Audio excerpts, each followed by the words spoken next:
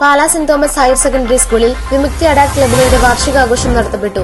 സമ്മേളനത്തിൽ school head master father Reji Thengumpally ഏവർക്കും സ്വാഗതം ആശംസിച്ച് സംസാരിച്ചു. 2025-26 പ്രവർത്തന വർഷത്തെ അഡാപ്റ്റ് വിമുക്തി ക്ലബ്ബുകളുടെ report coordinator Shri Fenix Francis അവതരിപ്പിച്ചു. Pala municipality ward councillor Shrimathi Leena Sunny അധ്യക്ഷത വഹിച്ച യോഗം കോട്ടയം ജില്ലാ അസിസ്റ്റന്റ് എക്സൈസ് കമ്മീഷണറും വിമുക്തി മിഷൻ ജില്ലാ മാനേജറുമായ ശ്രീ MK പ്രസാദ് ഉദ്ഘാടനം ചെയ്തു. Pala municipality education standing committee chairperson Shrimathi Giji Baiju മുഖ്യപ്രഭാഷണം നടത്തി.